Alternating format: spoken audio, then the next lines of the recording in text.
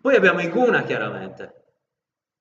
E non volete che nell'astrologia vedica i pianeti non siano associati ai guna? Per chi fa yoga è molto più semplice perché i guna li conosce proprio bene, no? In generale. Quindi è un modo molto potente per associare i pianeti, ricordare che influsso hanno i pianeti. Questo di vedere a che guna corrispondono. Guna sono i tre colori dell'universo, Rajas, Tamas e Sattva, virtù, passione, ignoranza, e che colorano un po' tutto. Nel Sattvaguna c'è la vera felicità, è la felicità che deriva dalla responsabilità. Nel Rajaguna invece c'è l'idea che ci sarà una felicità, che ci sarà una felicità, ma una volta che si ottiene la felicità si becca la sofferenza. E in Tamaguna non c'è nessuna felicità perché non c'è coscienza. Quindi vediamo. Nella Bhagavad Gita è detto, Krishna dice, "O Arjuna senza peccato, l'influenza della virtù, che è più pura delle altre, illumina l'essere e lo libera dalle conseguenze di tutte le sue colpe, nel senso di tutto il suo karma. Chi subisce il suo influsso è condizionato da un senso di felicità e di conoscenza." Quindi questi pianeti, Sole, Luna e Giove, sono pianeti in Sattva Guna, quindi danno gli influssi del Sattva Guna.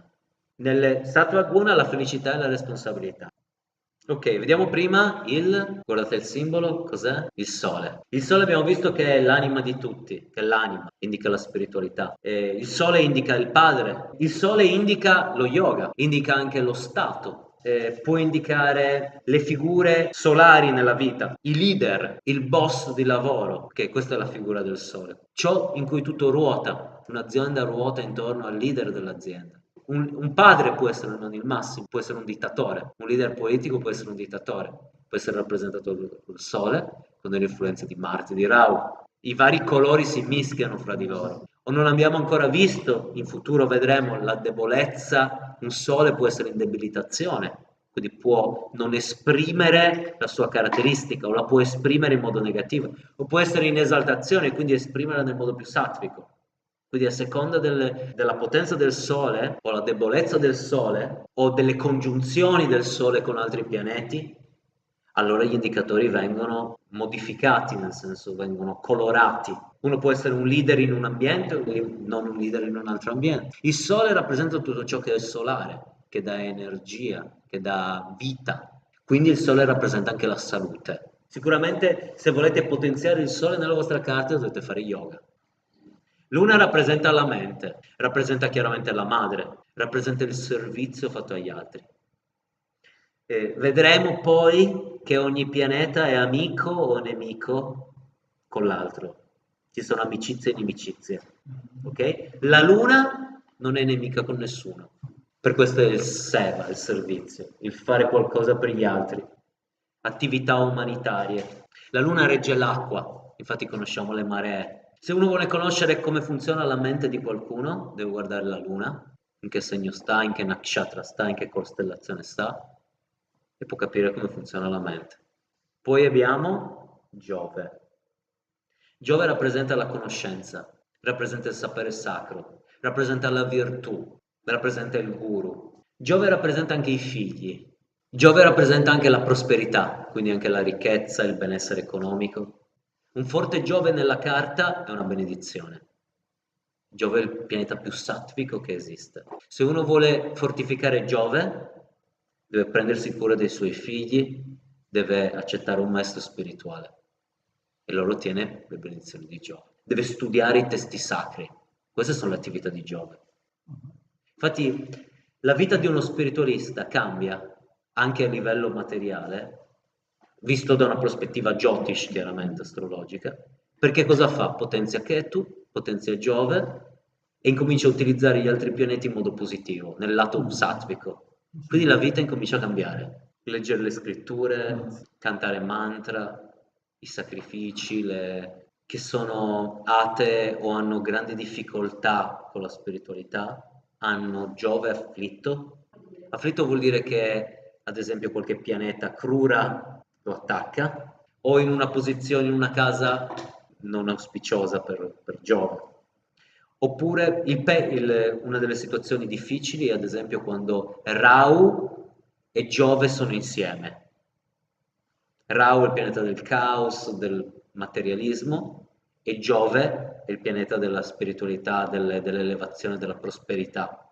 Questo si chiama Guru Chandala Yoga, vuol dire un guru che è un Chandala, un guru che si comporta come una persona di bassa lega.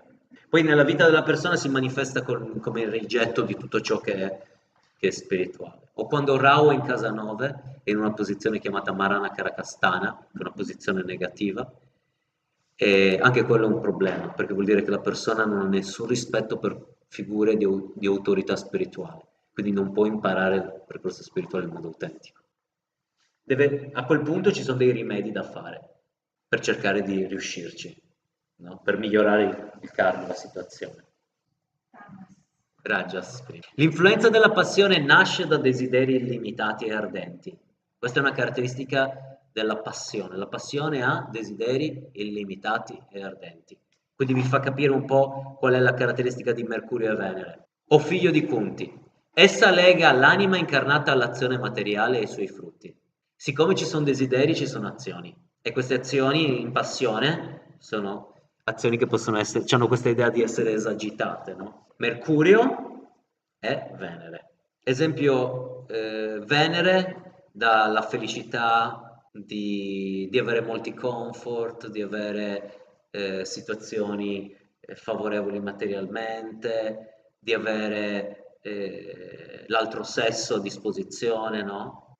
Ad esempio, un Venere debilitato può dare problemi a livello sensuale, una sensualità distorta, un Venere retrogrado che è molto potente, un Venere distorto può dare, un Venere con Rahu può dare questa idea di usare la sessualità come uno strumento, no, di gratificazione, come un giocattolo. Quindi Venere regge anche la sessualità, no? Insieme a Marte da una certa prospettiva, perché Marte è la vitalità, l'energia, il potere, no? Di esprimere la sessualità. Ok, cosa abbiamo con Mercurio? La comunicazione, il parlare. Mercurio rappresenta ogni forma di comunicazione. Chiaro, anche ogni forma di comunicazione che vediamo, informatica, eccetera, eccetera. Mercurio rappresenta gli amici. Mercurio è forte questo fattore comunicativo, no? Mercurio, infatti, nella cultura latina era il messaggero degli dei. C'è questa idea di comunicare. Il Mercurio vuole comunicare, vuole conoscere. Chi ha segni che riguardano Mercurio, come gemelli, è molto curioso, vuole sapere tante cose. Un Mercurio in ascendente, ad esempio, può dare un interesse nel conoscere tante cose, troppe cose, perché era già una. Troppe cose e quindi mai concretizzarne una. Poi ci abbiamo Venere, Venere è la vitalità, l'energia. Venere rappresenta il matrimonio, rappresenta la figura femminile, rappresenta il comfort, la bellezza, il prendersi cura di sé, no? Vi dà delle idee dei piccoli quadri, no? Stiamo creando dei piccoli mattoncini di ogni singolo pianeta per avere un po' più di comprensione. E poi abbiamo Tamas. Ok, o discendente di Bharata, sappi che l'influenza delle tenebre, nata dall'ignoranza, Tamas, è causa dell'illusione per tutti gli esseri incarnati.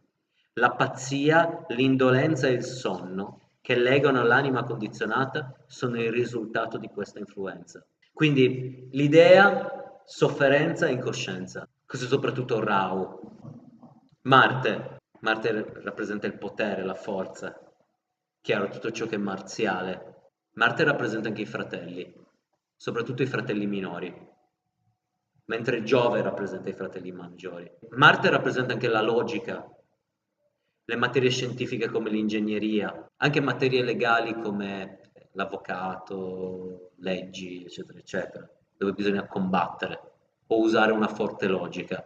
Questi sono solo alcuni degli indicatori e per iniziare a creare dei focus.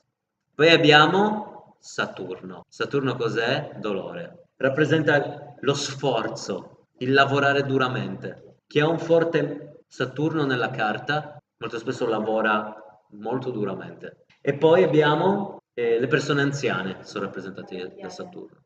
Perché Saturno è Vayu, quando si diventa più anziani aumenta Vayu, aumenta l'aria per la Ayurveda. Quindi Saturno rappresenta Vayu, quindi anche la distanza, mettere distanza. Infatti il colore di Saturno, i colori scuri, mettono distanza. Una cosa interessante è che Marte, Saturno e gli altri pianeti hanno anche il lato che si può utilizzare in modo positivo. Ad esempio, una persona che ha un forte Marte può utilizzare quel Marte per difendere, o può utilizzare la logica in modo costruttivo. Chi ha Saturno può utilizzare Saturno per Saturno dà la sofferenza, no? Qual è la sofferenza autoimposta in modo positivo, non in modo tamasico? È l'austerità. Quando tu fai qualcosa che ti mette in discussione, ma per evolverti. Quello è un modo per utilizzare Saturno. Infatti gli asceti molto spesso hanno un Saturno forte, ma invece di lasciarsi influenzare da Saturno, utilizzano quell'energia di Saturno, quella disciplina, perché Saturno dà anche disciplina, quella disciplina per elevarsi. Quindi c'è il libero arbitrio anche di utilizzare i pianeti nel modo più sattvico. Dovete considerare che nelle persone sagge, nelle persone che hanno una certa levatura spirituale, dovete guardare i pianeti da un'altra prospettiva. Perché nelle persone che sono dedicate alla spiritualità, i pianeti tendono ad avere il lato più sattvico nel loro influsso rispetto a quello più tamasico. Questo è da considerare. Non prendete la carta di un devoto avanzato e la carta di un materialista nello stesso modo, sarebbe completamente sbagliato. Dovete capire come funziona, soprattutto un devoto avanzato, molto avanzato, che è abbandonato a Krishna, Dio. Dio ha già preso via tutto il suo karma. Il devoto è riuscito a ottenere la misericordia divina, questo è stato il suo sforzo, ma ha ottenuto la misericordia divina. Da quel momento il suo karma è preso. Quindi per un devoto molto avanzato, puoi vedere, uno spiritualista molto avanzato, puoi vedere il suo karma sì, ma alcune parti si attiveranno, altre no, a seconda di qual è il progetto divino. Perché esistono tre livelli, diciamo. C'è il livello della giustizia, quando una persona vuole godere in questo mondo, esiste solo la giustizia. Pianeti, karma, stop. Quando invece uno si cerca di dedicare all'assoluto, c'è il regime della grazia, ovvero una persona inizia a essere sempre più oltre la legge cosmica perché incomincia a entrare nell'atmosfera della grazia. Allora è l'assoluto personalmente che si occupa della persona. Considerate che esistono questi due piani. Poi abbiamo Rahu. Rahu indica gli shock, l'illusione, la non comprensione, i tradimenti, cose di emarginazione, cose strane, stravaganti, la disperazione, le droghe, l'intossicazione, i veleni. Questo è Rahu. Ketu rappresenta, Ketu è l'estremo di Rahu, no? Vi ricordate, sta dall'altra parte di Rahu. Ketu possiamo dire che ha due aspetti. Per una persona non spirituale, Ketu gli rivolta un po' la vita, crea errori, problemi a livello psichico. Per una persona spirituale, di solito Ketu mette questo senso di rinuncia, perché Ketu non ha testa, non ha occhi per guardare e per desiderare. Ketu è senza testa, quindi non desidera. Ketu è il pianeta della rinuncia. Quindi Ketu è il pianeta dei rinunciati, ma è anche il pianeta dell'informatica e delle cose astratte. È il pianeta della matematica, informatica, tutto ciò che ha a che fare con l'informatica astratto, no? Ha a che fare con Ketu. Infatti, le cose che cambiano nella vita di una persona che si dedica alla spiritualità è che Ketu diventa la rinuncia e la spinta per andare verso la spiritualità. Saturno può diventare l'ascesi, la disciplina. Marte può diventare la logica che serve per comprendere le scritture rivelate, ok?